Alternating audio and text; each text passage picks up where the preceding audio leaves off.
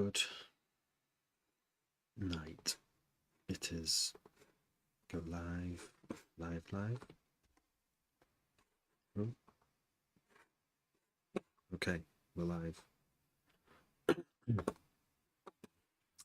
What situation am I in here? Having to EQ snares out for the mastering engineer because she's had to EQ the master quite sharp. Well, there's a lot of harshness coming through with the snare.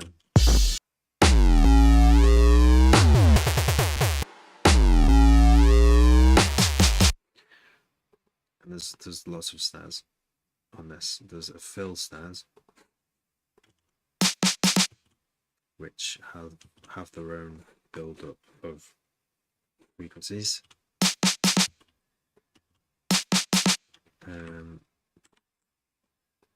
I don't know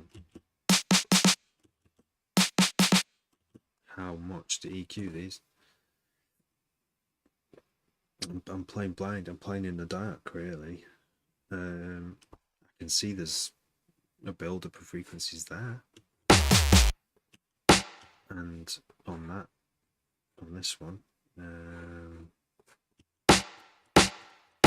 you know, I've done these extreme cuts here to get that some of the resonances out, but there's loads of them. This whole rim shot is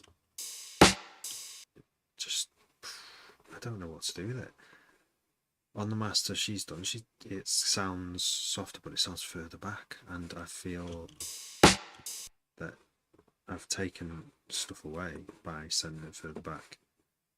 Just on this, on my master here, like going through my master processing. So, and then of course there's this like ring sound, which makes it sound a bit acoustic. So gives it like a bit of a like it's the snare drum ringing, resonating. I don't think that's a problem. And then there's obviously these periodic bass snare layers which go like this. I've even EQ'd that. That's if you turn those off, you might not be able to hear this, but it's got a clanky thing, and I thought that was okay, but maybe it's not. It does go above the line a little bit. I turn it off, it sounds like this, which has lost some of its character, right? But I trust the mastering engineer's ears, so what I need to, I've just messaged her to let her know, like, kind of need to know which frequencies she's talking about. That way, I can go into this snare directly and reduce it there, then send her a pre-master back. The way this sounds, it might actually be okay with these just few quick changes that I've made. So I'm going to export this while I'm on stream now. Let's just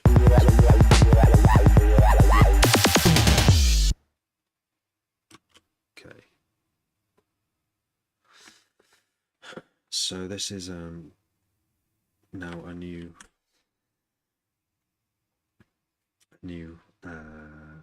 version again, but this time with, so we'll do an MP3, we'll do a 16-bit FLAC, and as well as, oh actually, always got to check this, I've got to reset these every time. I can't 100% trust DuckBuddy, this version of it, so I have to just reset the look ahead, because sometimes it delays everything by that amount. So that's just a quick check. this is what you're witnessing is you just come straight into like a problem solving session. And this is just one of the things I have to do sometimes.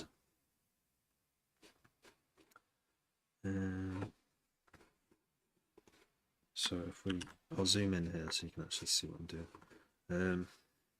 I think those are the only duck. I thought I had more ducking than that low shelf. Oh yeah, there's the Baraska sidechainer, which now is kind of, it's not completely obsolete because now we have for ring mod sidechaining we have kilohertz compactor, I think it's called, which makes it real easy, but I think you still have to do routing. You can't have MIDI. It doesn't MIDI trigger like this one can. Oh, that's not even in use anyway. That was actually muted. Oh no, it's not muted. That's not even sidechained to the beats. That's just some clever bass thing. So yeah, that's the only. If we listen to the basses, low shelf. I thought these were.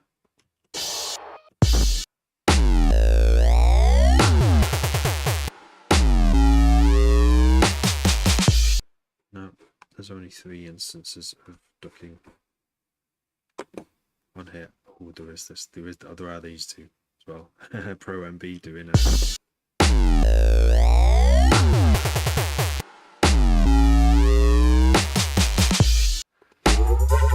Yeah, crazy that I did those later. Anyway, we're good. We're past the. Oops, did I say it? No. So now we're going to export this into the folder. Wretch 90 VIP 42. While that's doing, I wish you could export to many formats at once. You can do to MP3 and one other format in Ableton.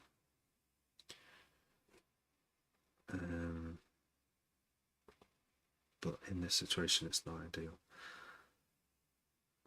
So I have to log this because if I don't, I'll forget.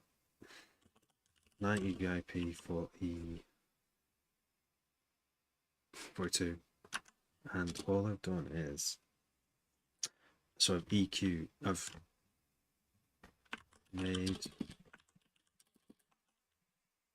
EQ cuts to many snares to reduce I don't know what you call them, resonances, to make this is because of a problem with this snare going quiet with agrees master. Yeah, that's all I've done. So it's about, there's like lots of snares I've EQ'd there. I hope I haven't reduced too much of the character, because that's why I left them in. That's why I didn't go crazy EQing that snare, partly because I didn't have a clue what to actually go for. And that is why it is so valuable to have to let someone else's trained ears hear it, because she's told me, she sent back the master. She didn't tell me anything, she just sent back the master, and the snare sounds so different. That's because there's been some EQ or dynamic EQ applied to the resonances or the build-ups. She said there's like a ringing going on, and I can't trust my ears. I wouldn't necessarily notice a ringing on every single snare hit, but that's what it was. So hopefully, all right. So now let's bounce this again, but to 24-bit, and we're gonna remaster. So we're going to turn off all plugins on the master, like that, and that as well. So we should have, when it drops, it should be quiet. How do we meter this? Yeah, minus 18. Wait, it's quiet anyway. I'll check on here. Yeah, minus. So I'm sending a minus 18 dB master, pre-master, with all my mastering turned off. But all my mastering was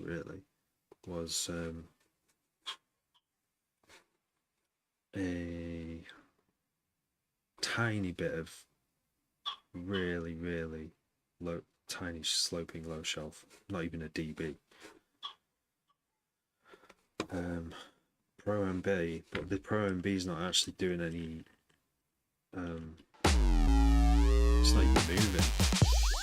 It's not even moving the. So all that is really is that 1 dB back, and then 6 dB from around 4 kilohertz all the way up. It's just been used as an EQ, pointless. But importantly, wait, there's a clipper here, and it's not even going into the clipper either. Oh wait, sorry, tell a lie.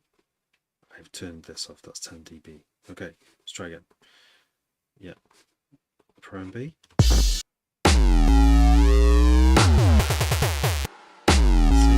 It's not moving. I've set that up. I've just left it there, and it's not even doing anything apart from adding a few dB. All right, Max. Need this in the. It's almost ready, mate. Like this, there was a problem with this track. She sent this back. She's mastered it, and all 7 tracks sound great together, and they all sound tighter than they were, and they sound good. But there's been a lot of EQing on the snare because of the snare on this track, and there's one bit that the snare sounds when there's a really loud bass, the dum dum dum dum dum bass. The snare goes really. It sounds like it goes back in the mix. So I mentioned this to her, and she said, "Yeah, so if I can EQ some of these resonances out of the snare, she might be able to bring it back." So that's what I've done. You will get it in your inbox as soon as possible, mate. Yeah, got a set on mode London. Nice. Next month. I think I'll have it by. It'll be done by then. Yeah. Surely. I mean, I had to wait for a bit because she was dead busy, but now I think should get this back pretty soon. If I send this tonight, hopefully in the next couple of days. 16th of October. This one, mate, in London. Yeah. Well done, mate. Hope it goes well.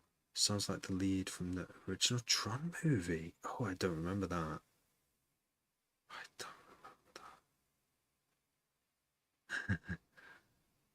that. I think I'd like to hear that.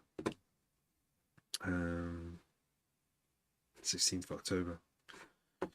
Nice, mate. Come up, Craig. That's how I know you.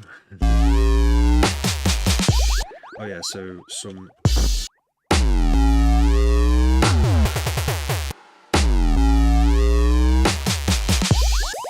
I have no idea what magic Edwina has done.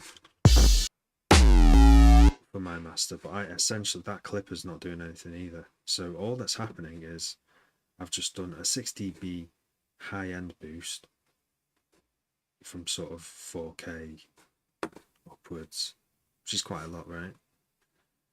I mean, I guess it's 5 dB. If you look at that, I've already added a dB there. You know what I mean? Like that's almost just cancelling it out. And then the L2 is doing the most work here. So I don't know how she's doing it.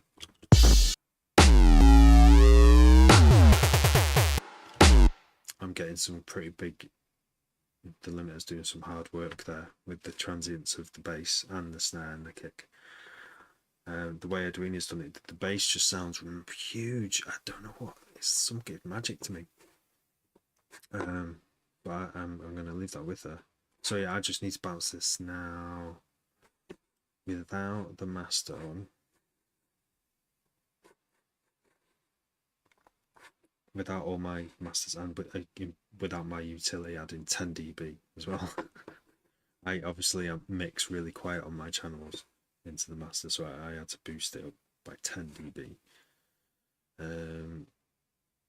Everything else is turned off pretty much. Size scope, these don't need to be turned up, right? So now do a Control R and a FLAC 24-bit. So it's going to be like a really quiet. I'll just check the length because I did mess up. One of the tracks I sent was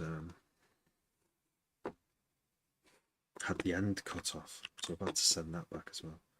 Right, export, and this one is going to be called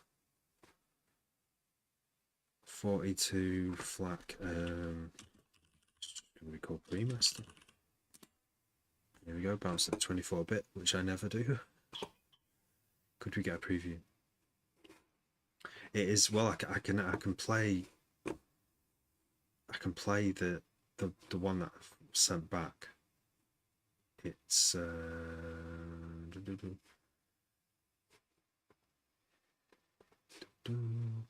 Wretch. So it's mad because there's loads of harshness that's been cut out of the high end because of the snare. They need to cut out, but the high end still sounds nice and crisp. Magic. Don't know how she's done it.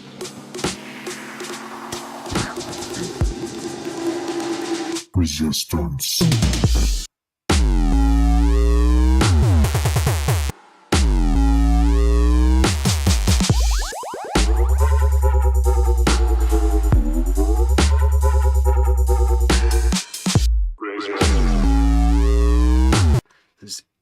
Like I don't know. There's lots of movement in it that wasn't there before. There's some kind of glue compression going on, and I've handed over the trust of the mastering to someone else for once. I mean, I've only ever done that once before, and it was a long time ago. So I'm like, I want to do this again. And Edwina's rates are pretty good. Like, I will definitely be sending people over there if they like the sound of it. I can't trust myself to master. I can master. I can make things sound clear. So yeah, I played all the whole thing in the car when I first got them back, which was like 20 days ago nearly. And the thing I noticed was the bass on all of them was consistent. Like there was this consistent. There was almost like a silky quality to the. I don't know if it's because everything's pumping just a tiny bit, and it's barely perceptible, but it's there. It feels like there's this sheen across it, and I like that about it. But yeah, that was the only trouble was the first track, Wretch, which codename Wretch is gonna have a different name. Anti-Fascist Workshop, the actual original, the proper one, not the one I've already sent you, Max. This one's slightly better. But yeah, mad sound design. Oh yeah, and you should hear. You'll love the VIP, mate. I had to do a VIP because our mates collective record label WOB 40 I said, oh, I'll send you 2 tracks that I'm already releasing anyway. And Maya's like, there's not really any point in doing that. I'm like, there isn't really, is there? Like, promoting 2 tracks that have already been released in like the past month is pointless. So I thought, do you know what? Just do some VIPs. Dead easy. Just load the same project up. It's already finished. It's already all laid out. It's already arranged. And just go mad with the LFOs in Serum. And, yeah. Oh yeah, your remix of it as well. Yes. Yeah. Got to hear that as well. Yeah. Yeah. Once they're all up and out, if just let me know if you want the stems or anything like that. Yeah. Because you did say about doing a remix for that. That'd be great. I like your remix. I just heard it then of Sub Request Line. Yeah, I like that. Classic track. That great track, and you've kept it true to the original as well. It's like it's close to the original, but a nice little edit of it is great. Like I'm liking it. Definitely a good one to drop because it's familiar, but different. I heard hardcore and happy hardcore go from hardcore to sort of happy hardcore, and then it started getting really happy and cheesy. But then you'd hear the same tracks over and over, but just remixes, and everyone would just constantly remix the same track. Not everyone, and not constantly, but part of like that Stu Allen's mix he would play like every time a remix of that classic track came up, he would play it. So every few months, he'd hear the same familiar track, but someone else has remixed it in a different way. And they're probably still doing it today. They're probably still remixing those same tracks.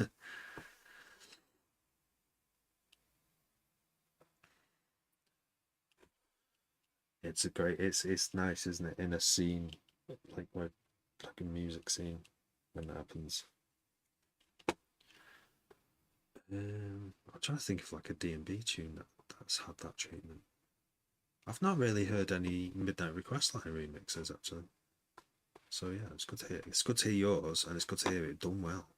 Yeah, that was well done. That.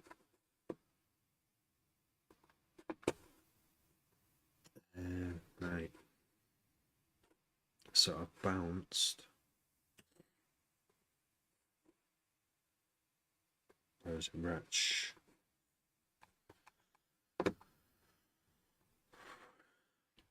Where is it? Pre-master 42, and that's got to go in here now, I think. Will that do it? Wretch 42 pre-master, so I've got to send this to Edwina as well, and hope that it fixes the problem, and then all I've got to do is wait for my mate Gilly doing the artwork, which is first track is called Anti-Fascist Workshop. The second track is called Siren, and the artwork is kind of like based on that, mainly based on a siren. But how do you symbolize a fascist without using the obvious symbols and flags? I didn't want to use any flags, especially national flags, or any faces, even like any pictures of like obvious people. So it was hard to do, and I don't know if I've achieved it. It was quite hard to do, and there's that time constraint because this should have been out. I should have released this like in the summer. It was supposed to be out in the summer. This album. I've not rushed it this time, but even then, it's still I can't just sit on it, and I can't with the budget restraint. I can't really keep going back to the artist saying no, scrap it, start again, and do it like this. It's just not happening. So I'm going to put the artwork out as it is, and that's just what happened. That's the artwork that came around from the commission of me asking for this particular specification as what I wanted in the artwork, and that's what came out. And that's, I think, maybe by doing that I have gained a little insight into how the world of traditional releasing music works and used to work, and maybe and still does, because people still need artwork for their releases. Not everyone wants to use AI to do it. So yeah, that's going to be interesting to see how that lands, because it's a nice, it's got some interesting things to look at it. Yeah, and you know, it's not a huge painting or anything. It's quite a small painting. It's got, you know, it's not got crazy detail on it, but it's got the things I want on it. The symbols. So let's see if it breaks anyone. Let's see if people understand what it even is. You know, I'm not going to say what it is. The tracks on should kind of give away some of what it might mean. We'll see. Right, so pre-master, I'll send that later. But right now, we have half an hour to play with. So let's load up. The last track we were working on was Footbrook. Let's load Footbrook.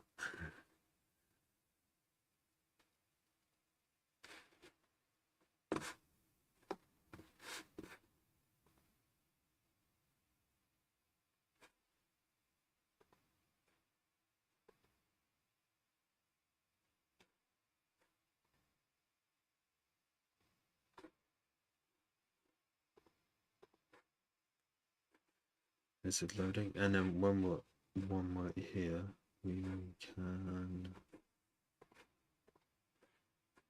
sort of do a few quick fire tunes. Alright, Matushko. Thanks for liking. I can't remember. Like, I should be able to claim all my flares, but they've all none of them are here. I don't understand how you do it. I don't think you can do it while you're in live. Maybe I should log out. If I do that, we'll lose the likes, won't we? Maybe I won't this time. I completely forgot to do it. Anyway, let's the loading as well.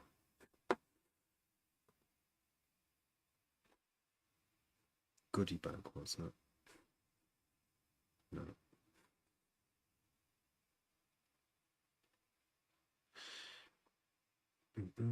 Expand audience, live events. By the way, it's still loading. Oh, it's loaded. It's loaded. I think. No.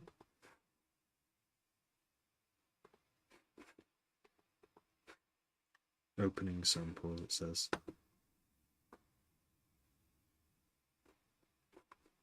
Yeah, I'm thinking about doing a.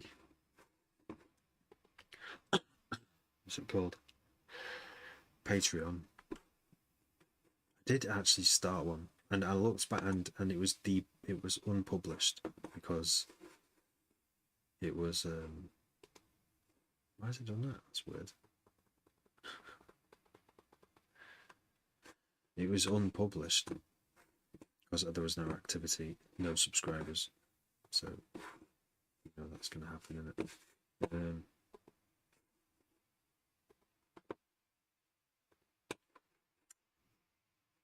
But I figured it would be a good idea to have. Just give it away. I mean, sometimes it's a way for people to support me, you know, for just like a few quid a month. And obviously most people can't or won't or don't like the idea of doing it, but there are some people who do and they can afford it. and they want to support artists and stuff like that. So it's kind of like there for that, but also it's a way of. See, I do like to give. I've not really given any presets. I've given a few presets away. People ask for them, and I just give them. But maybe I could put a few behind. You know, like just a small subscription fee every month. Just put a couple of presets out, so at least you're getting something, kind of thing. I don't know. You know, I'd only need a few subscribers to like make a living from it. Like it's crazy. It's crazy. All those big creators out there who get like hundreds of thousands or even tens of thousands of views on YouTube videos. I need to have a Patreon with like hundreds of paying subscribers. That's like it's like a wage, you know. What's going on here? Why is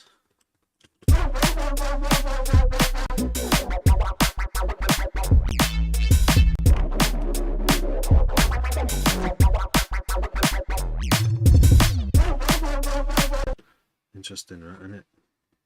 That was the last tune I made. I don't know why it's saying there's a load of files missing. I think we should just delete where all these are from.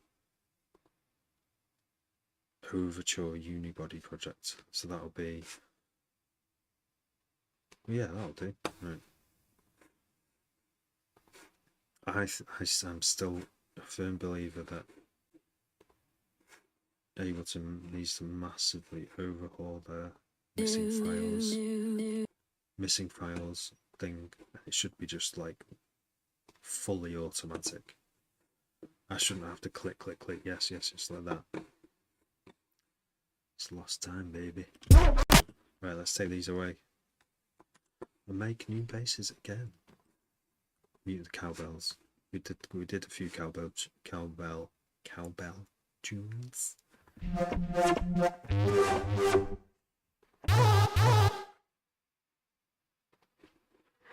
Right. Oh gosh.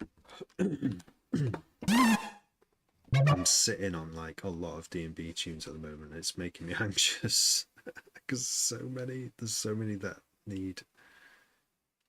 I want to finish. And there's so many that need releasing, and I'm not too sure how to package them up yet. It's a whole job. It's a whole, like, I could show you them to see what you mean. I mean, there's this track.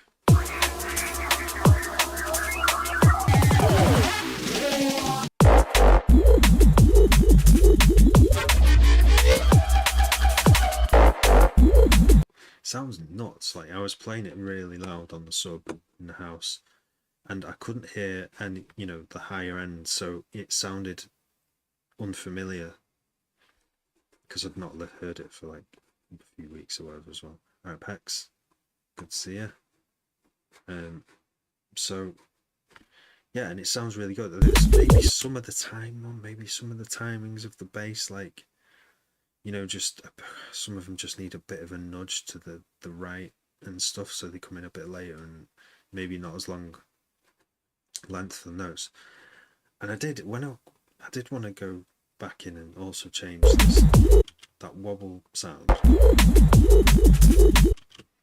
but it's actually the low end. If you just listen to the sub is pretty solid rhythmic. It's the mid-high bit of the bass that sounds a little bit gravelly and like imperfect, but maybe, I mean, D&B usually is kind of like this kind of D&B, like kind of like jump uppy stuff. It tends to sound a bit cleaner, and that does not. It just sounds a bit like I could control it a little bit more, but I don't want to go in. I don't want to go back into this project. You know what I mean? It's one of them. Like, if I go back in, I'm already kind of sick of it, but it's got some good qualities, and it should be. I should just release it as it is. I'm good, thanks. Knackered. few days of being knackered. I almost didn't come on again. I'm like, no, I've got to come on and just do a bit. I think it's bits like that.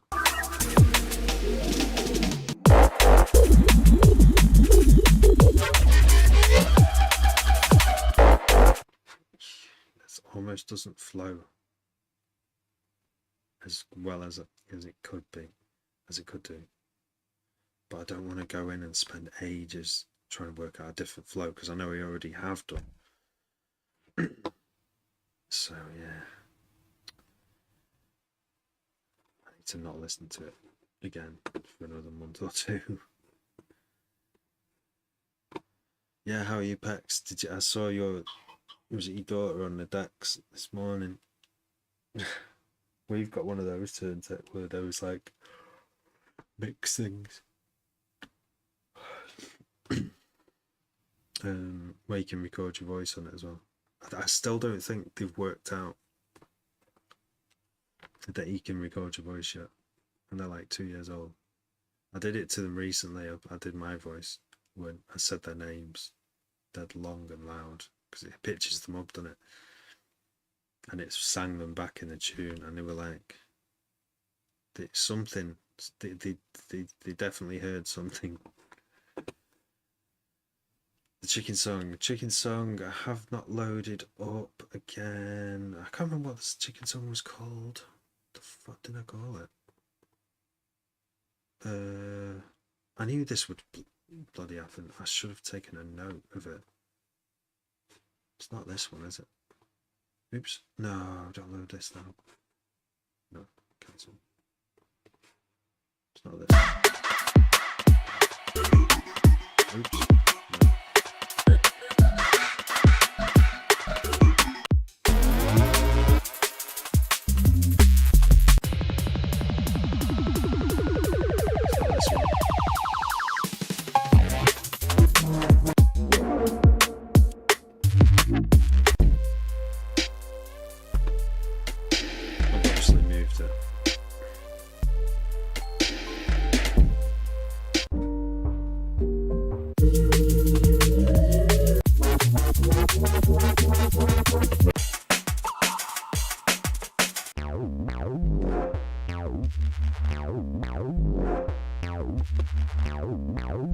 Was it?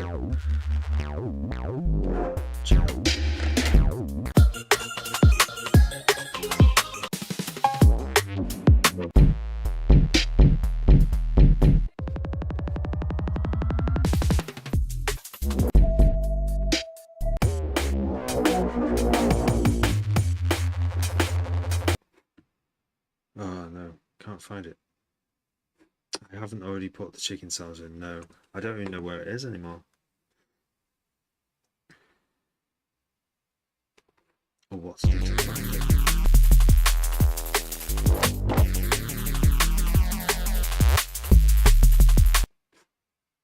because it should be in here. Maybe I can find what day I uploaded it on.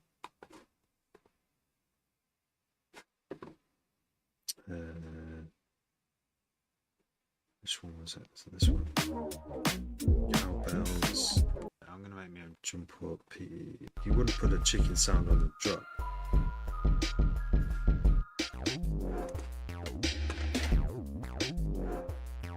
It's me doing the exact same thing as I'm doing tonight.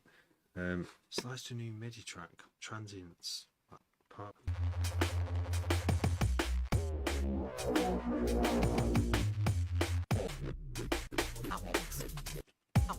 Bounce. They are like super. False start. I have trouble with doing false start. So I can't tell from here. And now I know the sound of the track. That will help. Bounce. And it was after. So this one.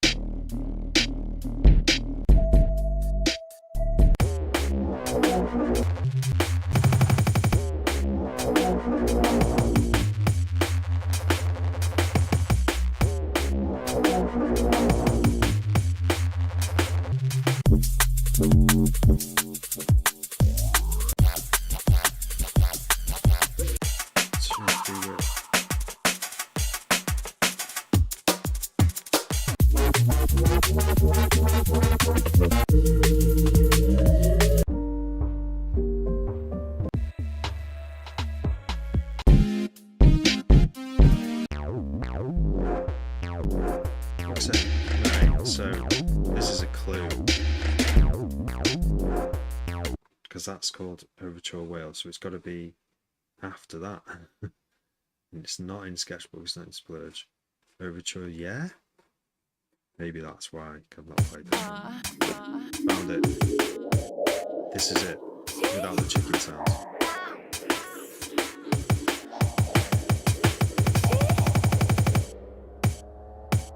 Yo! Sexter.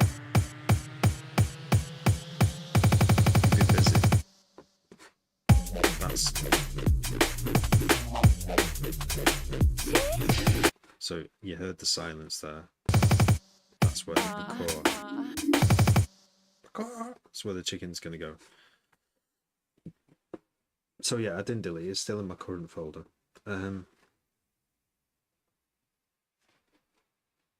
Minor changes. Oh, you're still working on the same one. Why haven't you started a new one? You know what I'm like.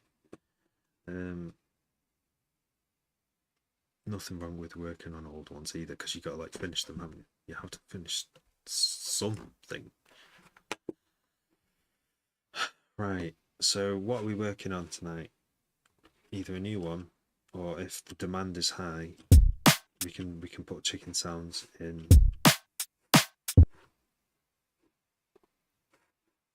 this one.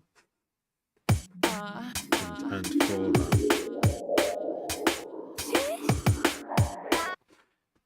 and for the chicken sounds, we can either use my own, which wasn't the idea. Go back to the original video. What do you do next? I can show you. It's a serious. I don't have any chicken coming straight away.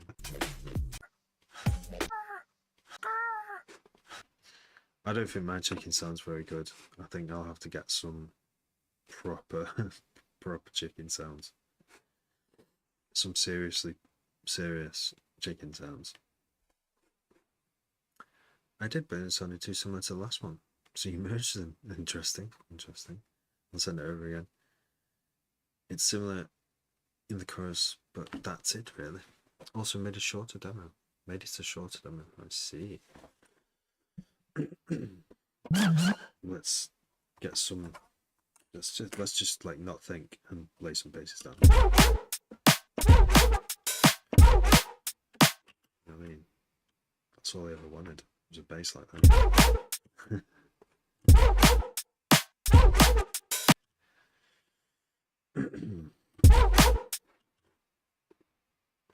Oops, what did I do?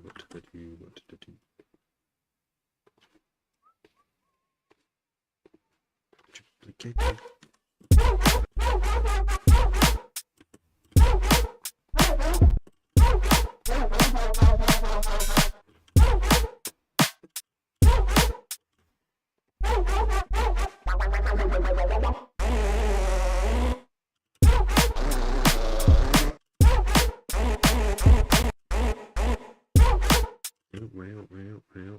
And I want to make some high energy jump up like last time. That's how I switched the snare up to a sort of clangy one. I need more words.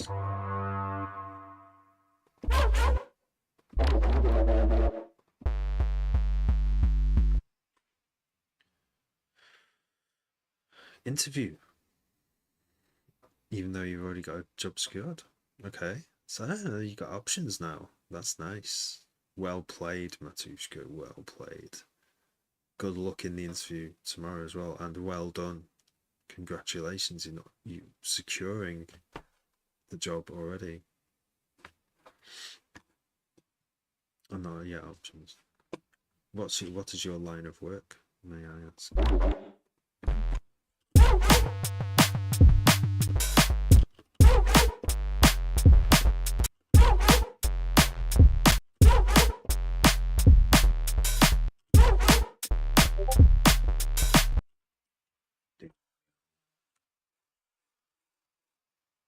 I think I just heard the Discord sound.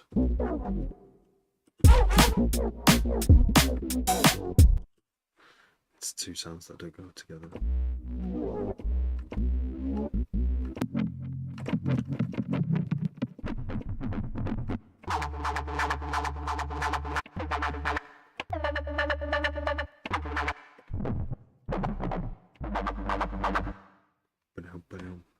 resigned.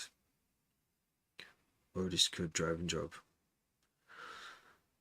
I was a courier for like 3 years, and that was pretty cool because I got to drive like in the countryside actually a lot. I had to go from like Manchester up to all the universities, so like Lancaster, not Nottingham. I also went to Liverpool and through Sheffield, Peak and the Peak District, beautiful. Um, yeah, in this little van, it's nice. I even came off the road once in the ice and fucking smashed the front of the van up. Fun times. Um, let's do a hardcore rave track. Yes.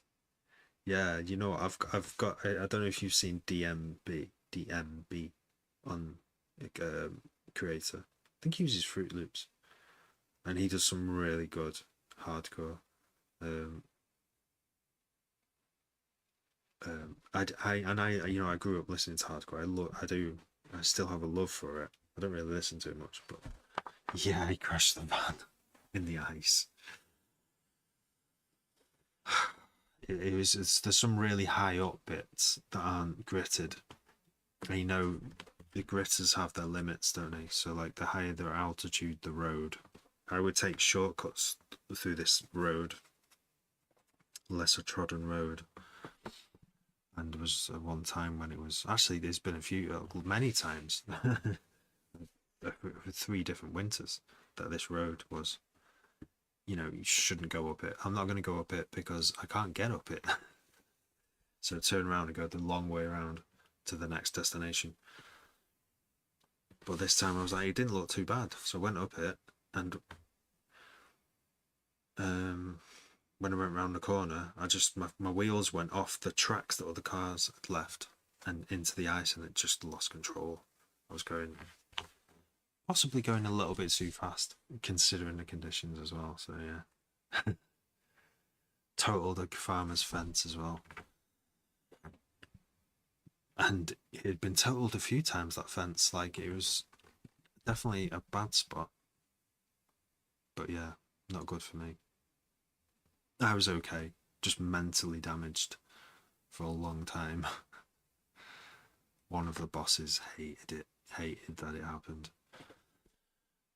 He wasn't able to deal with it emotionally himself, so he just kind of like, how was the van was his first question.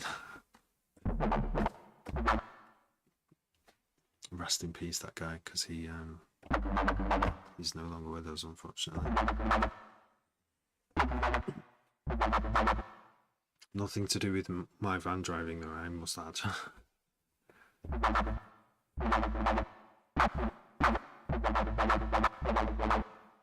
So this bass, what if I can make it go wow wow wow wow wow?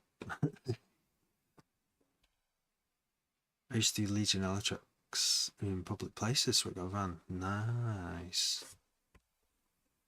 We drove highly responsibly, totally. How was the van?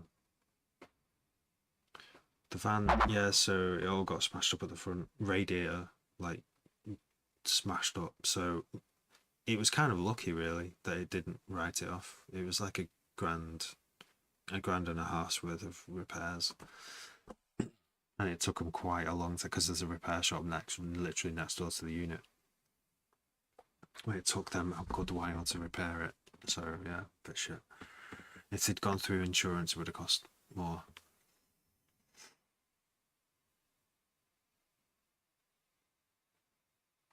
Is it all right? Okay.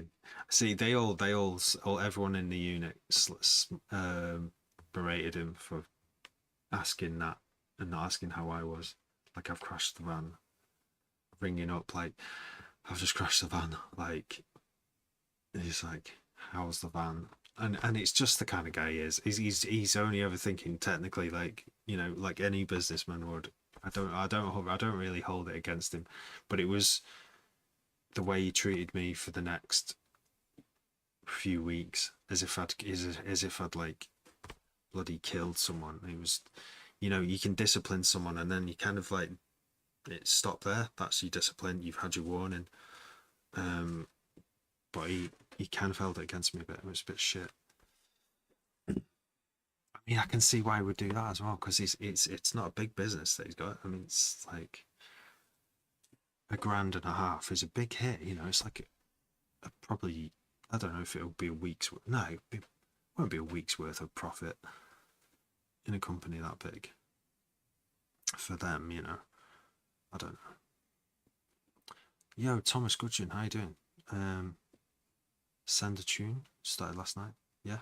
Okay. Yeah. So yeah, Sexter sent me one as well, so I'll listen to both of yours in a minute. Did I don't end up crushing a red Toyota? Importantly, it was red. You don't want to smash a red Toyota, like you would have had more luck in like a yellow one. Never drive red cars. Red cars. I've never driven a red car. I've driven a burgundy car. That's kind of red. And that had I bought it really cheap in Scotland to get home from Scotland back to Manchester. Well, kind of to drive around for a bit, but then to come home. And it only just made it back to Manchester.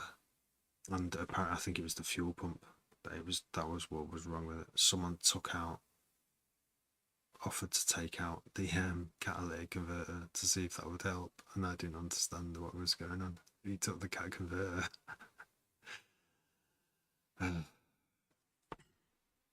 Crazy times.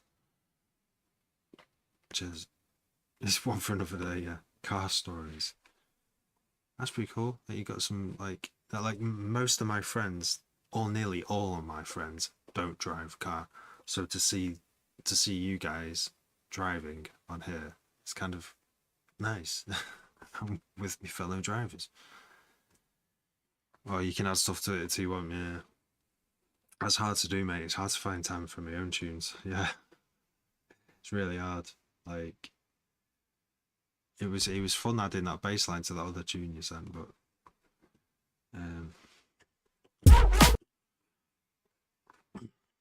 right, so I think let's just have a quick listen then, and then I'll, because I haven't got long.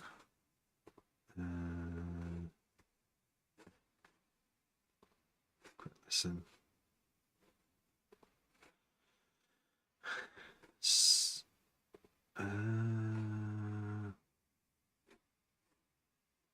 Wait, where is?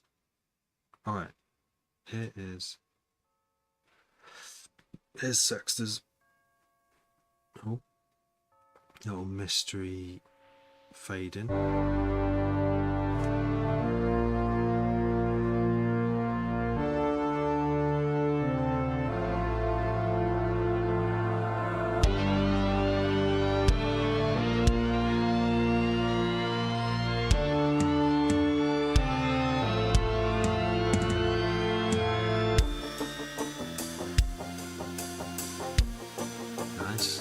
Nice little melody thing.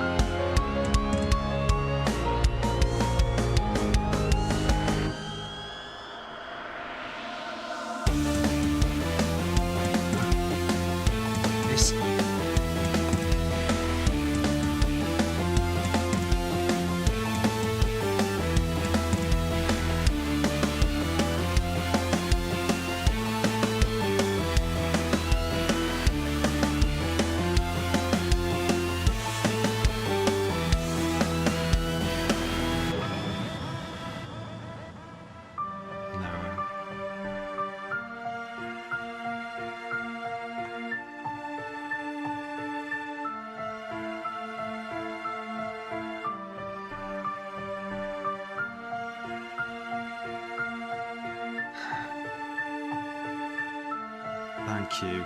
Thank you, Matushko. You're a legend. All the best with the interview.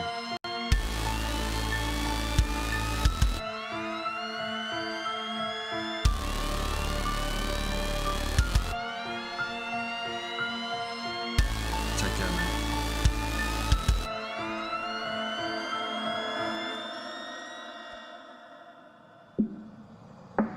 I like it. So much variation, oh my gosh.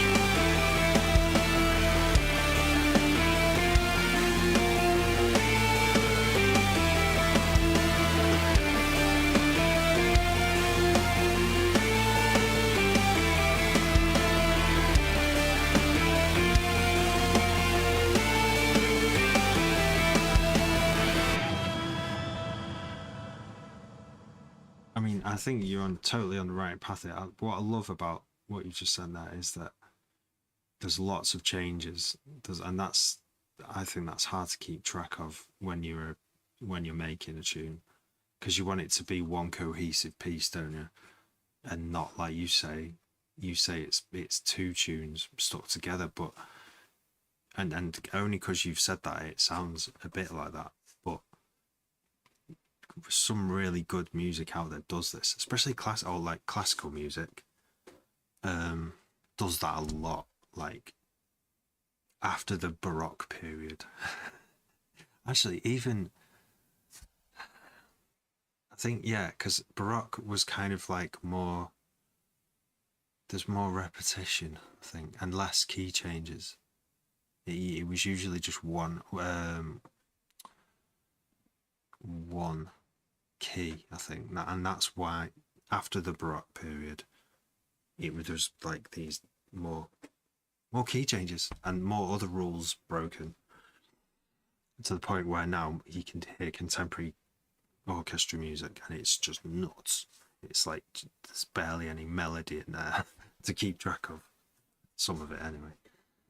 And I find it really hard to do as well, because, and like you say, you've asked the composer what's it like, and he said there wasn't enough key variation. And I know that loads of mine, I always want to add key variation in, but yeah, I've already made something that sounds good in a loop, and I want to just do a verse and a chorus and change it up a bit to the chorus, and then change it back to the verse, and maybe do in a middle eight and then a chorus, and then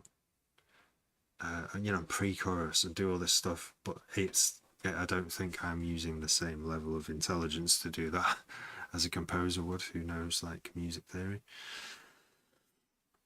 I'm like doing trial and error, but I am trying to check. I do try and change stuff. Obviously, making dubstep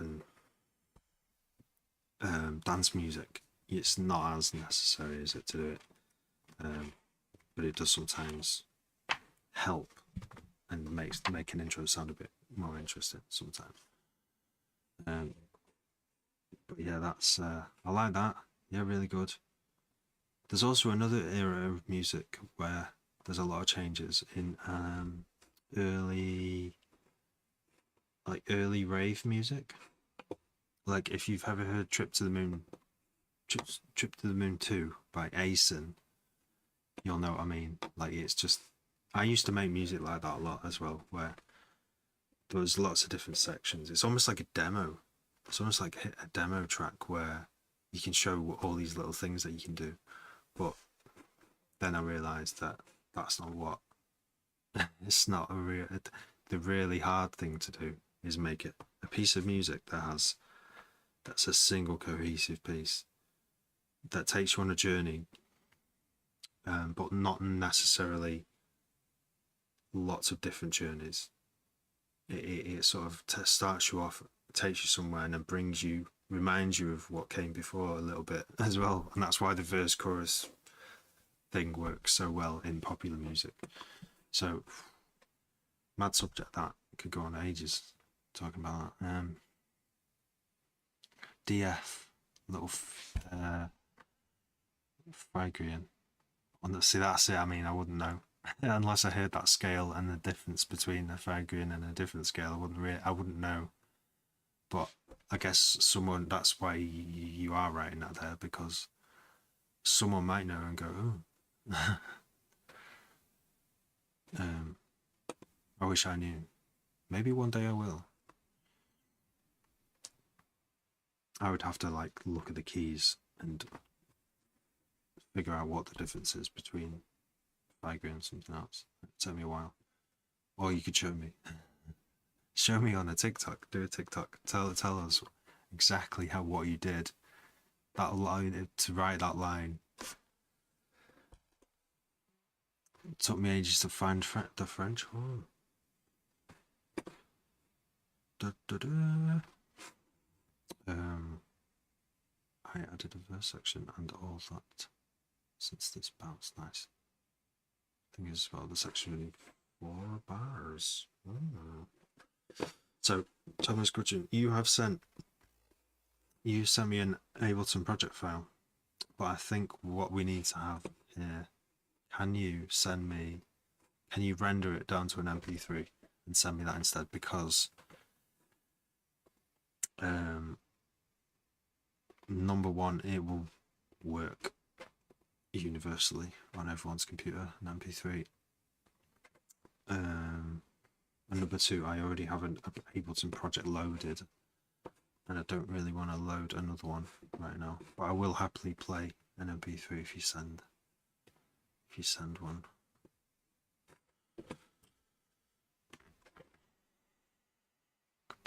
Composer said he got bored after 4 bars.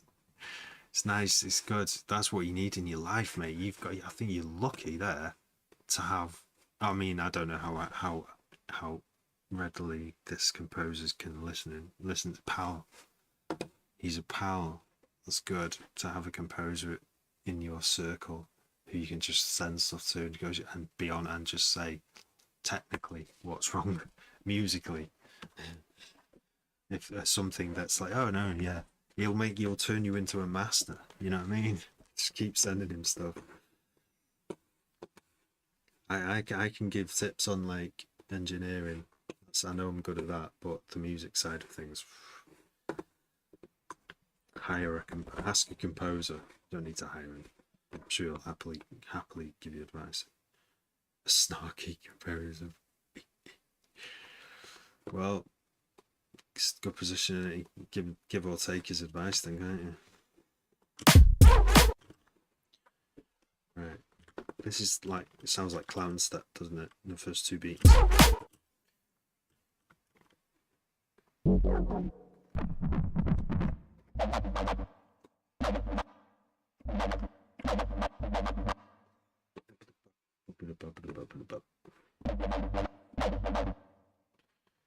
got a free here.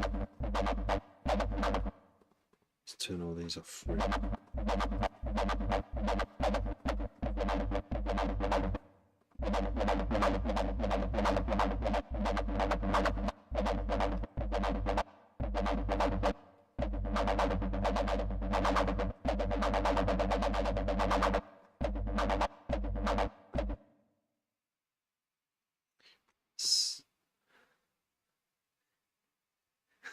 Pascal, I love that. He's even got a poetic way of saying it. That's just brilliant. No, that's really good. No, I admire that, because it's a way of saying, it's a way of critiquing something, but being sort of funny about it. Like, yeah, that's funny, that. It's almost like I can hear it being said in an accent, like in a foreign accent. It's like a fast car with no diesel. Don't know why.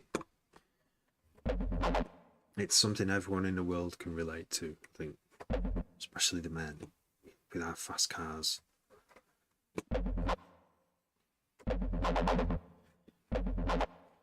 I'm not being sexist, like, but men seem to. It's more likely a man will be attracted to a car than a woman, right? It's a fast car, anyway. Nothing wrong with that. Nothing wrong with that.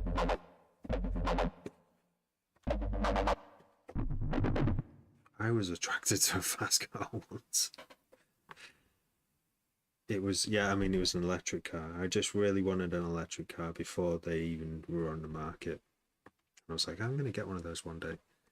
And then, and I still don't have enough money. Never mind that a Nazi owns the company. Well, actually, I do mind. And Nazi owns the company. There are many other alternatives now, anyway.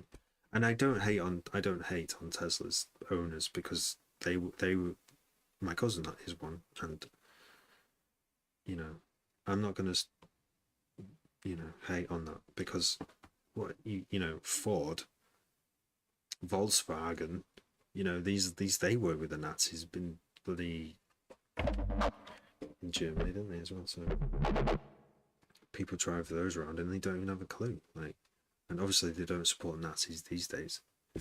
Germany got rid of all that. History, oh my god, like, and the best place to learn it is TikTok. Like, TikTok is amazing if you want to learn about any part of the real history of the world. It's amazing. Got AI in that Tesla. Freaky mode. No, yeah, it's a shame. It's a shame that the owner of the companies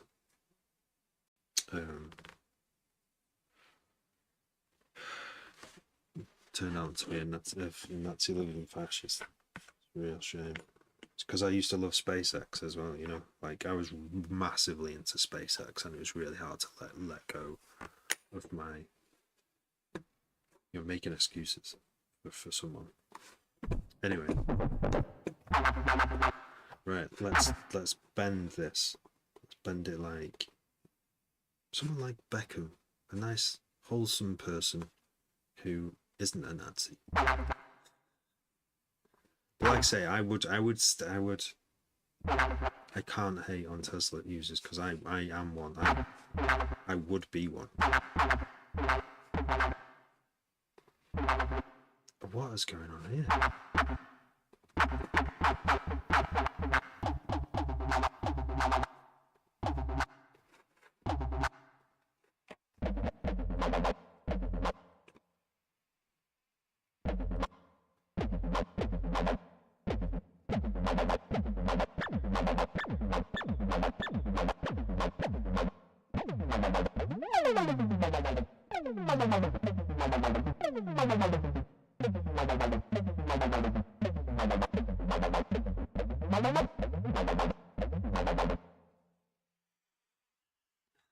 What did he ask? What can't you want to hear? Please share. I want to give my brain something right now that I can't unthink. It's on Gmail. Cheers.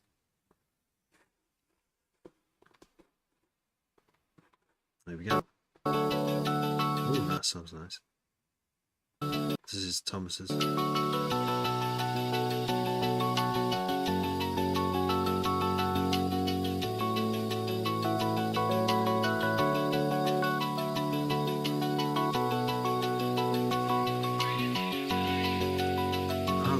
Say it was. Lost my heart on the weekend. Can I start to believe that you'll be there when it all falls down? Can I rest my defenses? 'Cause tonight's feeling endless. Lost my heart and I don't know how. Lost my heart on the weekend. Can I start to believe that you'll be there when it all falls down? Can I rest my defenses?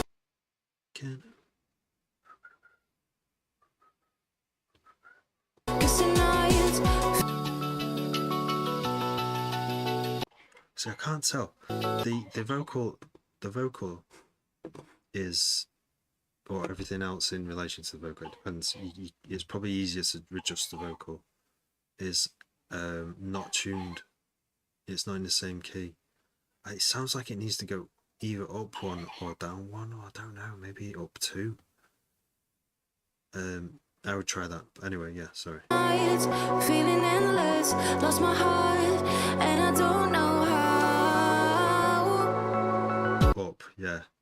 It's really like sometimes I think I have gained the skill after listening to so much, doing so much music production, that I can retune it in my head and then tell you how many semitones it needs to go up, but it's really hard to do that. I couldn't, like, I can't decide whether that needs to go up or down to match the lovely plucky synths, the really nice synths and plucky things in the background sound really good. Lost my heart on the weekend. Can I start to believe that you'll be there? I think one way of thinking this, they call it flat. If it needs tuning up, it sounds flat, and that's where the term flat comes from. But if it was the other way, it'd be too sharp. When it all falls down, can I rest my defenses? 'Cause tonight feeling endless, lost my heart, and I don't. Oh, it stopped. Is that because I was messing around with it? Hang on, try again. Feeling endless, lost my heart, and I don't know how. Lost my heart on the weekend. Can I start to believe that you'll be there when it all falls down? Can I rest my defenses? 'Cause tonight feeling endless, lost my heart, and I don't know how. Nice.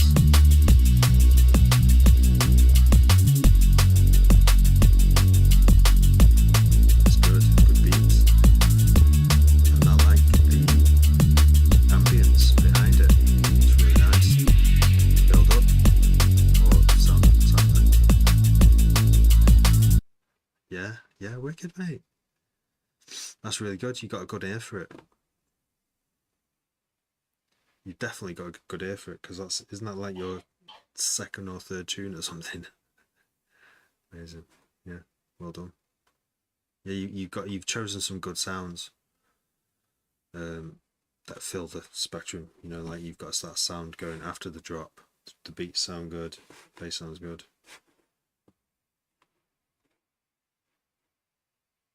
Oh, non-released. All right, okay. No, it's hard to get them released. You might have more luck than I do. I gave up, so I just started releasing them myself. Yeah, you soon realise it's how hard it is. I think when you start releasing, it becomes a different thing. You want to separate your artist life, where you like to create things, from the marketing side of things, like finish tunes. Then with a separate hat, try and bring it to market. Like they can, and then the worst thing is, in the music industry, they can teach you. You can learn every business trick in the world, but because she's trying to sell art, it's like doing business on super difficult mode. Like there are easy ways to make money, so that's why you shouldn't try and make money for music. And you should, get a normal job, and then don't stress about trying to make money from music, because then you'll just always be making just art that sounds good to you. Saying that, I'm going to be setting up a Patreon anyway. Worth setting one up, because it's quite low effort, and if your fans like you, they want a couple of presets every month, some people are happy to pay a few quid for that. As we can see, like we look at Virtual Riot, it's got a lot of paid subscribers on his Patreon. He does a lot of work for them, giving away presets and stuff.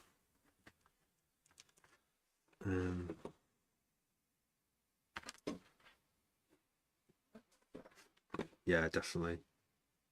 Yeah, there's no point rushing it. Yeah, wait till you're ready. Yeah, but it's nice to hear you. It's nice to hear you send clips over just to show us how you're going. Definitely, we can what we can watch you develop. Gonna build up loads. Release an album of those. Do another of those, etc. Over a period of time. Nice. Yeah. Yeah, put stuff out. Put it. That's why it's good to put stuff out because it doesn't really cost anything to put stuff out, and then you have this story of it forces you to finish tunes, which is an essential skill in music making. It sounds obvious. It's hard to finish tunes, so if you the more you do it, the more practice you get at finishing, and the better you get at it. And then yeah, but yeah, putting tunes up online, it's the start of you building your own catalogue, and it's also a way for people to watch watch your story of how you developed and how you started. I mean, you listen to early works of any artist, and some people say the early works are the best. I listen to my early works and they go, how I can't possibly say whether they're my best or not. To me they're basic, and but there are some like raw ideas there that I like that I would never do, but they were good in their own way. Basic but good. Sometimes basic is better, you know what I mean? My early stuff isn't even under this name. It's like hidden away on the internet for someone to find one day.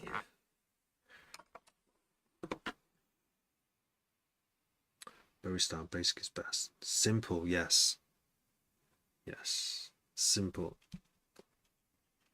Like, or something that sounds simple. But it's actually an illusion. It's layers. Yeah, I don't know. Sometimes you just hit on something that didn't take long. That's what sometimes the best tunes were written in minutes because everything just came together in the right way. More time on a project does not equal better music. Even though I have spent a lot of time on like mixing and finishing my dubstep tracks, there's quite intricate bits, and even then I'm thinking, have I done too much? Because most dubstep doesn't sound like this. Maybe that is a bit of a style thing, like my own style, where I go a bit too far. It's a bit like ADHD kind of level of, and you do get that kind of music where, I mean, if you've ever heard Volume or Square Pusher or Aphex Twins kind of like crazy drum work, you know. I love that, and I love doing that to mirror music, but that's not for everyone, and not everyone loves doing that.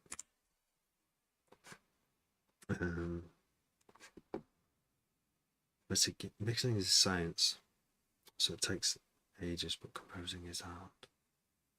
And our best art is simple, yes. there's that track on that album I just released, the electronic album, and I was keeping that in mind, like that I could do crazy chords, but I just did some, it was just 2 chords actually all the way through.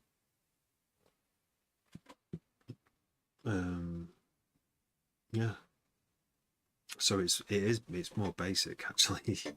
It's simple and basic, but I kept it like that because I wanted to stick to the principle of it being simple, but because I kept it simple, it gave me room to do lots of drum edits, and a lot of jungle music's like that. Some of the best jungle music is just like a really big long pad that maybe changes, you know, a little bit over 16 bars or 8 bars, but and that is like that all the way through the tune, kind of. But it's the drums and even the bass is the same loop, but the drums are the bit that goes crazy and changes. with loads of drum rolls and stuff. I remember back in February, I just had a whole week making the best stuff I've ever made. Like the video of mine you commented on a couple of weeks ago, even though it was months old. Nice. That's a favourite, okay. You know, what's a great simple piece of art? Comedian. It's the best thing you've ever seen. Simple, I don't know what you mean. What's a great simple piece of art? I feel like that's a spelling error, but I mean, it's an autocomplete, but either that is or I'm completely missing the point. Anyway. Oh, right, okay.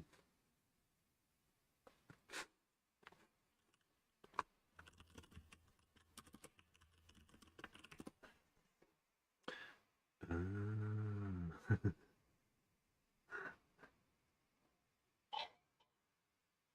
2019. Is that 2019? Isn't that a copy of a really old one though? Isn't that a copy of wait, it can't be that. No, it's older than that. The banana. I saw one when I lived in Dublin. There was a banana on a roadside, but I don't know what, if it was just spray painted on. It probably was.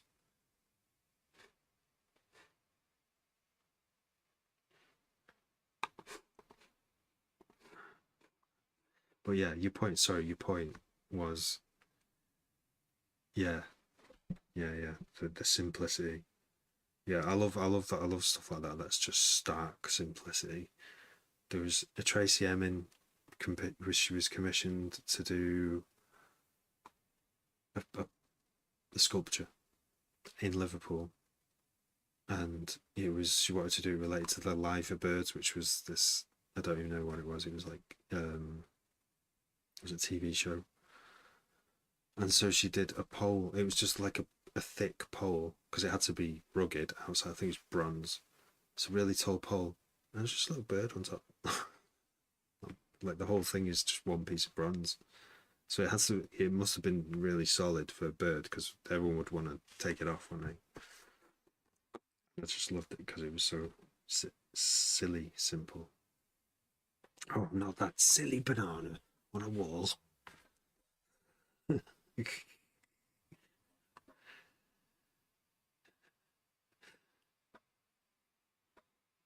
Hasn't it expired? Yeah, I mean, it's a temporary thing, isn't it? It would go black. And then if you left it there for a very long time, it would probably flop. It would flop. And then it'd probably ooze out. Simple answer, 10 out of 10, says James. That's, can I get you to rate artworks, James, so I can quote you, like, on the flyer, like in big letters. It's simple and absurd. 10 out of 10, James. Godsecker, hey! Thanks for joining the Discord. You ever see that hydraulic robot arm with the leaking fluid coming out of it? Is that the one where it's like mopping its fluid up? And some people said it was made them feel sad. I was just like, come on, it's a fucking machine. It did not make me feel sad, but I can see how it would make people sad. It would flop. I can do art reviews on flying, nice, and a rating as well. Yeah, like an out of 10 or 5 stars, unless it's one of those ripen out ones. Yeah, I remember it. And I was just like, it annoyed me slightly, that one. I like modern art and crazy art and sculptures and kinetic sculptures, but that one really pissed me off. The artist is like, Oh, no, what one did I see? I like the ones where it's like something that unplugs itself from the wall, or oh yeah, there's that one where that guy with the scratchy things. It's like he's got little motors and batteries, and it's just things going hitting dead loud things like. Oh, he stopped making videos, hasn't he? What's his name? Peter Valk. Peter Valk. No, it's the guy who smashes everything. Noise, loud noise. Epic Glass. We smashed everything. No, I'm not gonna find him. There's one where there's like a piece of wood attached to the wall. I don't think he made this one. And there's like a motor with a circle on it, you know, and with an arm attached to the thing, and it's got a saw that's cutting through the wood, but the wood is its arm. So as soon as it gets to the bottom, the whole thing will fall off. 5 bananas on the wall out of 5. That's how you would rate it. Thanks for subbing me on Insta. Oh, nice. That just made me think of Phil Collins. Gives a preview. I can't think of what Phil Collins would think. I would listen to Phil Collins non-stop if his voice just didn't make me physically angry, so angry. 2 hearts.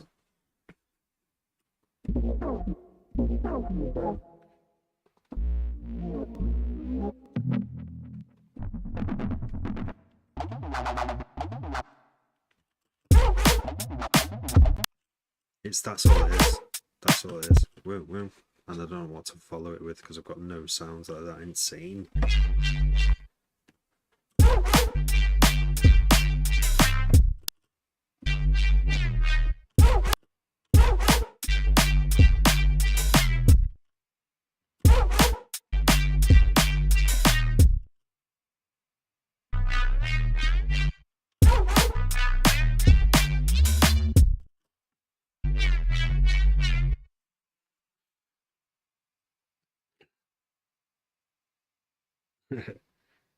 Yeah. It's mad how like I've heard that tune. You play it on the radio and you're like, wow, this is chilled, and then you forget. If you've not heard it loads of times, you forget it's about to kick in, and so it did the job. When I used to drive around, my dad used to drive us around Anglesey, and there was this medium wave station called Atlantic 252, and he only played like 12 songs all day, just the same 12 songs. It's what it sounded like. And at this particular time in, you know, Earth's history, they were playing R.E.M. The Sidewinders Sleeps Tonight, I think it was.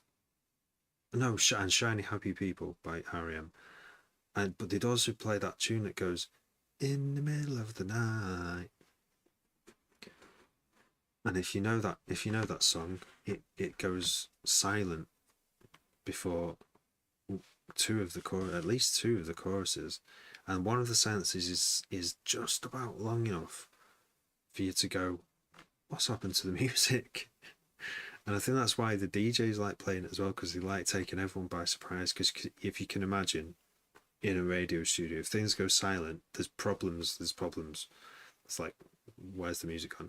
You know, if you're not thinking about what's going on and everything just goes silent, it's like, shit, what have I unplugged? What's happened? What's crashed? I don't know if it's James. Is it James, that voice? No, I'm not going to load it up now. In the middle of the night. Yeah. No, I'm not. No. We're making Jump Up. I'm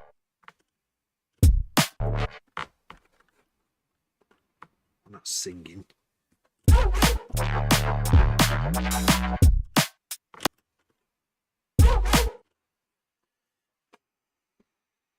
Okay, I've had an idea. Let's duplicate this. I'm going to make it laugh. I'm going to make it laugh. It's going to sound really bad. It's going to go down. Remember, you're a heart member. Get some deep voice lyrics after the high pitch. Deep voice. What lyrics though? Cloaking with me chickens.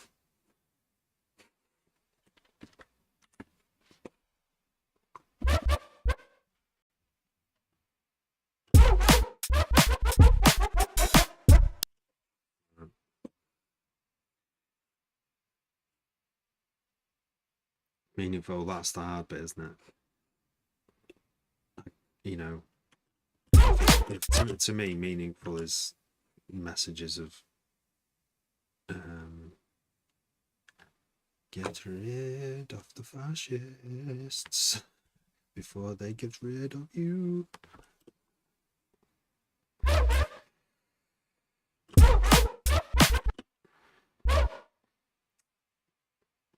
But obviously, you know, in D&B style, with a deep voice.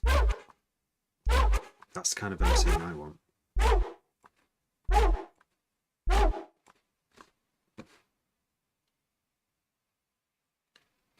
That promotes life, yeah.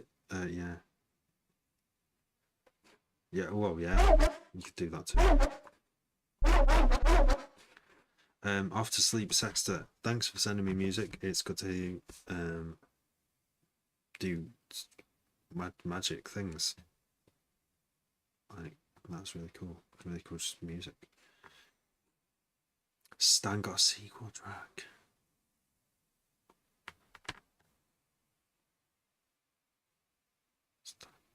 Alright. Sorry, I missed that. How many bananas is this?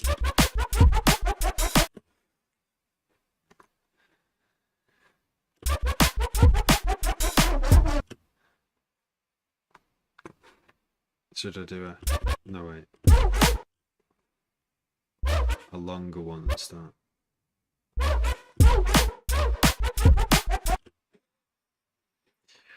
No, it's Clown Step. Don't make Clown Step, Terrapastor, what are you doing?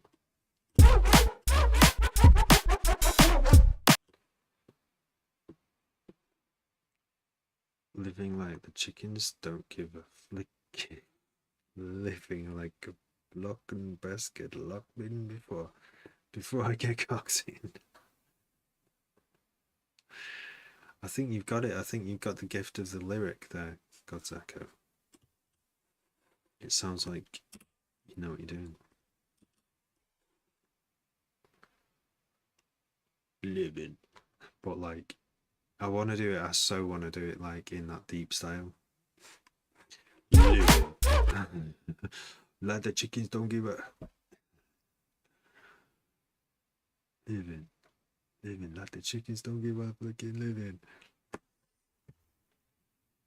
Like a fucking basket locked in before I get cocked in.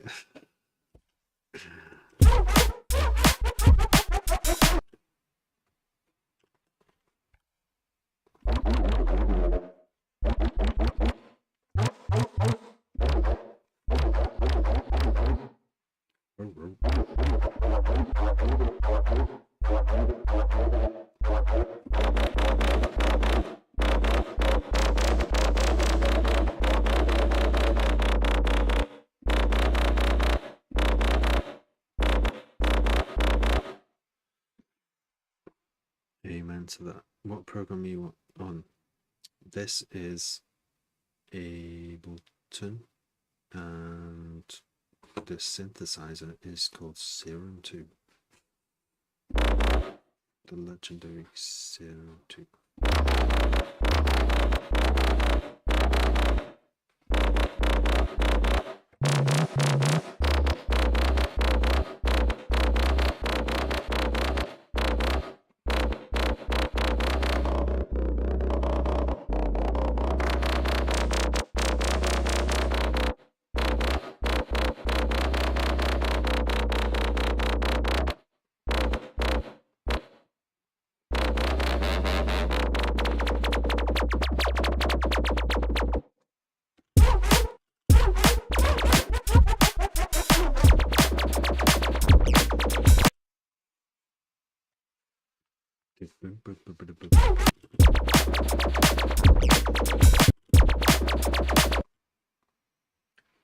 Serum 2, yes.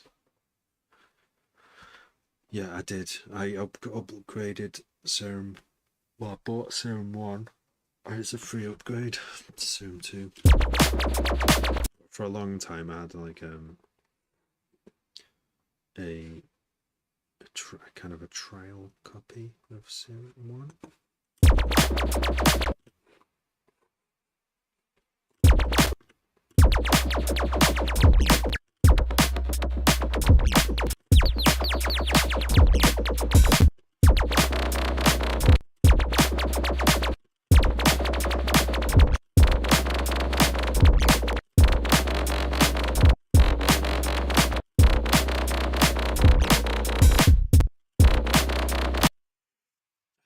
What was it now?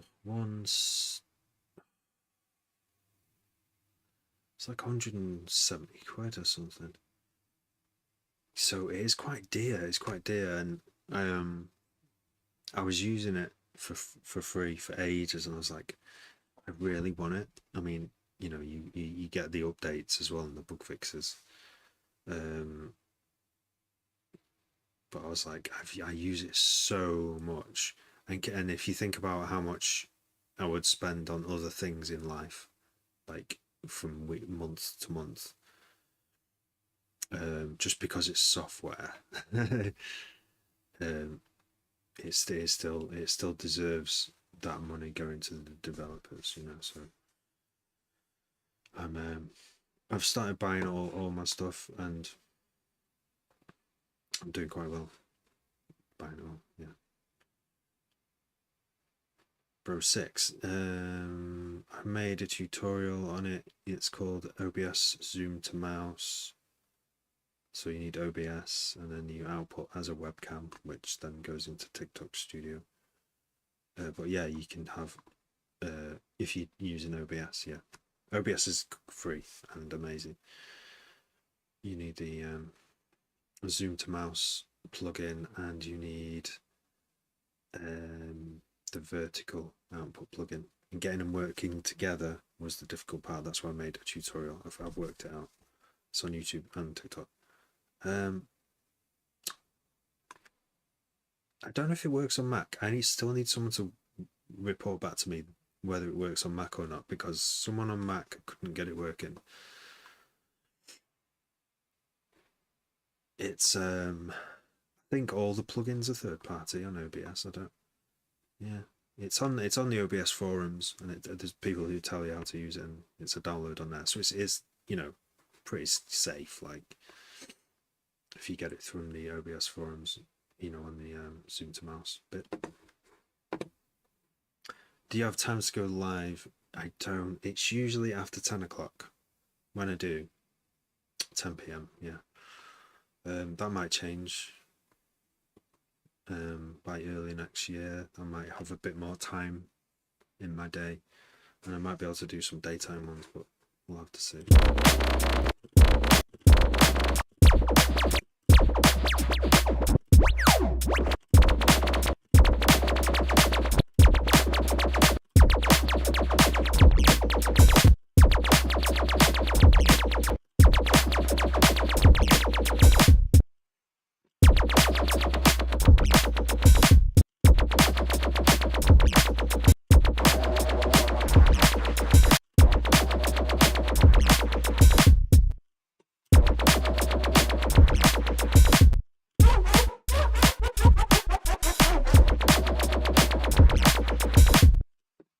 What's going on here?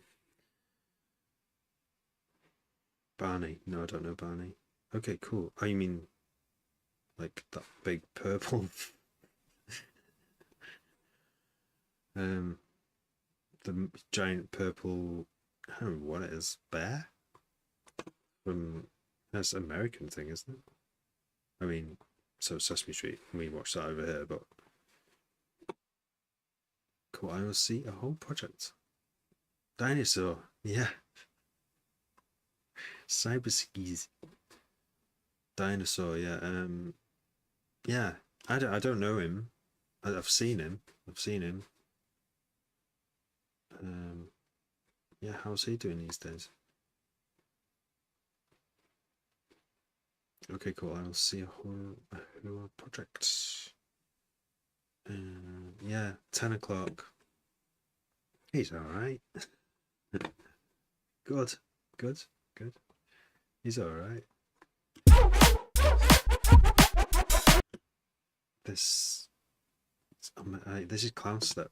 This must be. Sent God's Echo is sending me gifts, thank you. I've got like a popular gift there.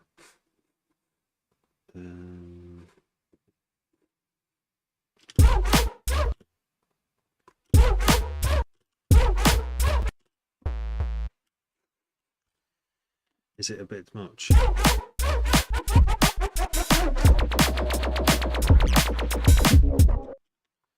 No, it has to go. I have to make this. Like, the universe, I was in this place at this time. This is what came out. I'm not going to erase it. I'm going to bounce it and laugh at it in the future if it's rubbish. Or turn it into a fully blown clown step tune, which at this point I can't possibly know which way it's going to go. The future will decide, which doesn't exist.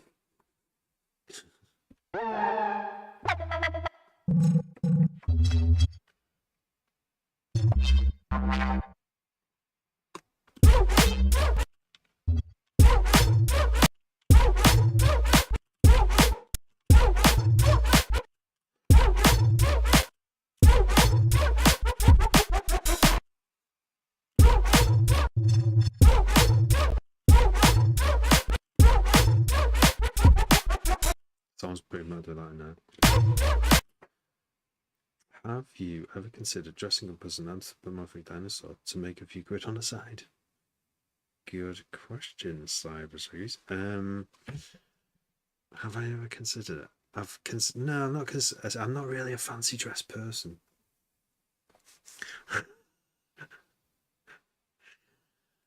Oh, what kind of dinosaur though? You know, because most of them have like big, protruding like teeth and face, and I think, I don't know. My ears would be free though. My eyes would. I'd still be able to see the screen. Yeah, creative. Just one of those little, like, one of those dinosaurs from the land before time that's just got like a really short nose. Then it won't be too restrictive then. But you might not hear me speak. But maybe that's a good thing. Maybe the reason why I don't get much done in live streams is because I'm always talking. So if all you hear is, "Hi, I'm a dinosaur," might be different. Thank you. I got hearts. Thank you. Okay. I mean, is 30 quid an hour okay? Yeah. If I can do it at the same time as making music, then yeah, go on. I'll take the £30 an hour. It should be paid at £30 an hour what I'm doing anyway. With or with, I mean, extra because it's a costume, obviously, but.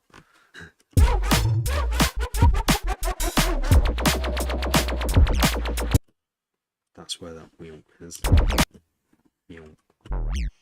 The wheel.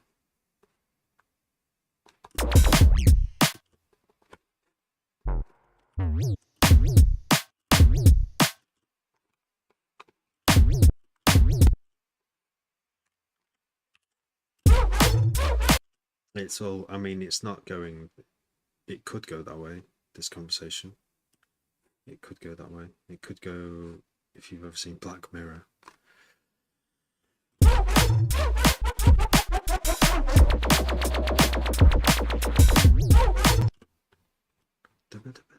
It's kind of lazy, just having one long one there. It somehow morphs.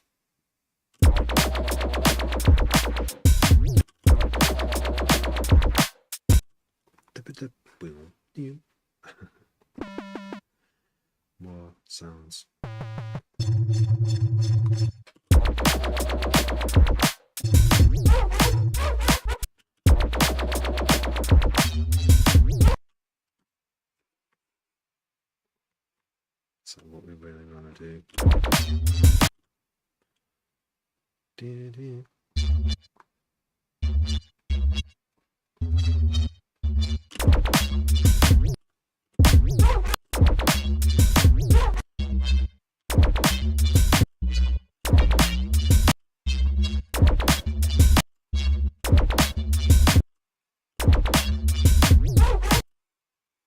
Dibba dibba donna.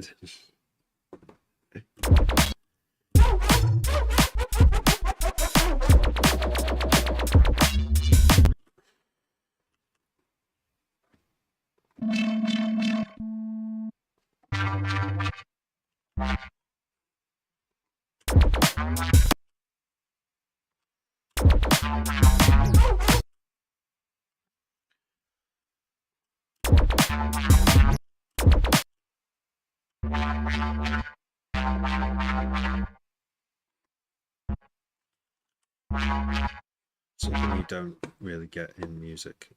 I do it. I like to do it because I think it sounds good. But here's 3 notes. Right. So you get 2 notes together in a scale all the time. Not 3.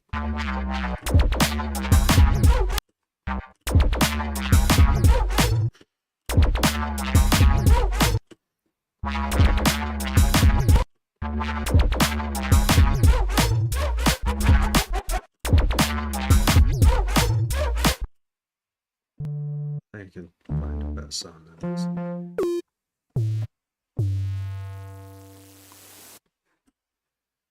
Yeah, these full go out in full on YouTube,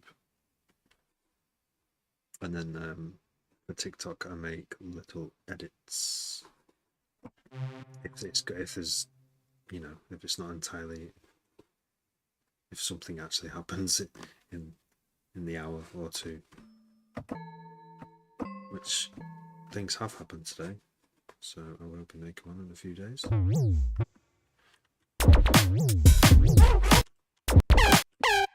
Ooh, this is more in your face loud. You're not subscribed? Yes, yeah, thanks. God's Echo 316.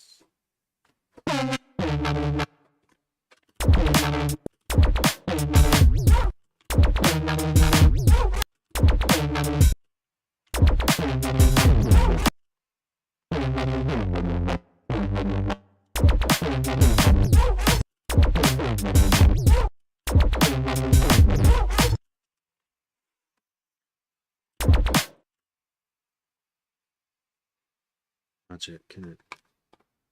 You retroactive record. If you forget to hit record, you don't do anything, press that button, and your MIDI will appear. I love it. I use it a lot. Your mother's name was Sarah Pastel. Wow, I thought I had a unique name then. Wow, that's really surprising. Thanks for subbing. God's Echo. Yeah, I honestly didn't think there were many Terra Pastels in the world. I am not the only one. Clearly, there is another one as well. Believe it or not, there's 2 more. That's what I'm saying. So yeah, that's cool. I suppose but it's not a name you hear much these days, though, is it?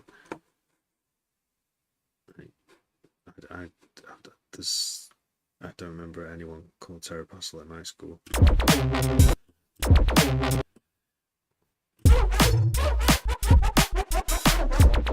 It should just be my Google. If you Google, it should be me everywhere. But there is I actually get junk mail from I don't know if it's Argentina. It's one of the South American countries. It might be Brazil. Because Terra is obviously it's a Latin word, I think, and then pastel is also used in like Portuguese, Spanish, or one of those. I can't remember which one. And there's this like there was a business called Cerebras. Anyway, I got um, mail sent in saying that I'm in debt to them or something.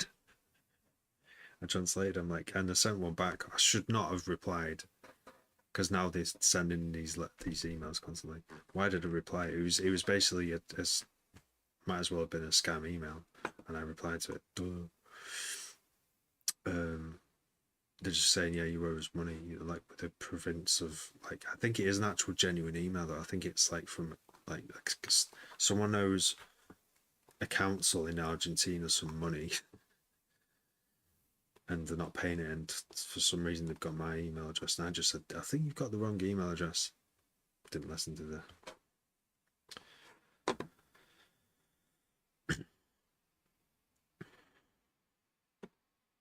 bygone age.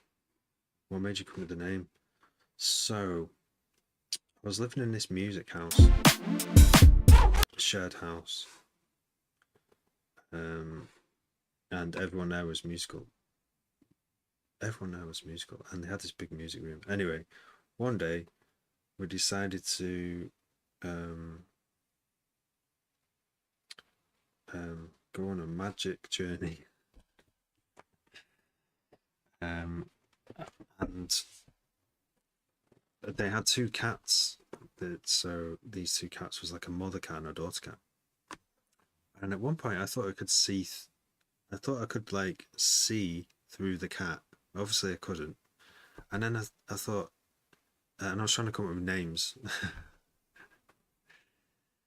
And then I thought of like, what if you could see colours that aren't visible, but you could see them? And what would you call those colours? What if they were in a different frequency spectrum, such as terahertz light, which is actually spelt different.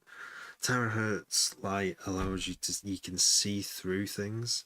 There's this, they've made prototypes where you send pulses of terahertz light, which is a lower frequency than actual light, visible light in the electromagnetic spectrum, and it can go through walls and you can bounce it off stuff and time when it comes back and see stuff behind walls. Just assume the military have this tech. It's all there on Google. But I think I don't know if they can only see so far with the ones that you can buy. And so I thought, oh yeah, like what if, but we can't, humans can't see. They might be able to imagine what's on the other side of a wall. Anyway, terror was partly derived from that, and it's partly also that I love nature and outdoors. And the pastel was just relating to colour and like a type of media, like what do you call it? A way of applying colour. Yeah. Someone put it so well, it doesn't come on anymore. About painting the earth with colour. I was like, I like that. I like that. So there's like the story behind it. It changes every time, that story. But transparent cats, especially when you can't. Yeah, they're like there, right there. I'm CEO of Terrapass Link in Brazil. Oh my gosh. That's cool that we share a name, right? Not quite mushrooms, no, not quite.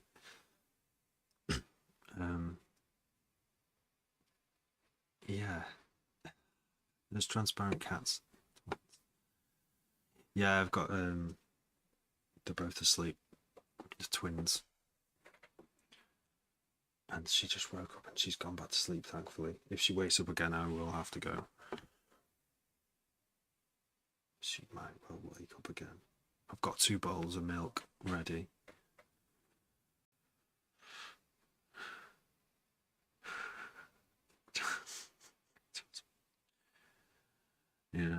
Yeah, so that was a fun day. As they are, days. You have fun days, don't you? You have some fun days out doing stuff, doing interesting things, and going on magical journeys of different kinds with people who you trust and people who fascinate you anyway. And they're all musical people. Like, it was the best. It was the best. How long did I live there? It's like a year or something. It didn't work out in the end, like, but yeah, living. If you're a musical person, go and live in a shared house with other musical people. You'll end up making lots of friends. You might fall out with some people, but you'll have some great jams. Oh, right, I'm gonna have to go, guys. It's been nice chatting. Thank you for the questions. I enjoyed chatting. Cybersiggy, nice to meet you. Thanks for sending all your rewards and stuff. Your gifts. Thank you. Great musicians in the Jesus name. Yeah, nice. Yeah, be getting them on the keyboard soon for sure. Right. Thank you very much. Love yous. Thank you so much, God's Echo. Cheers, mate. Whoa! You just sent me like loads of money. Nice one. Whoa. No one's ever sent that before. Right. Right, I've really got to go. I'll be back. I'll be back tomorrow or something. Thank you so much.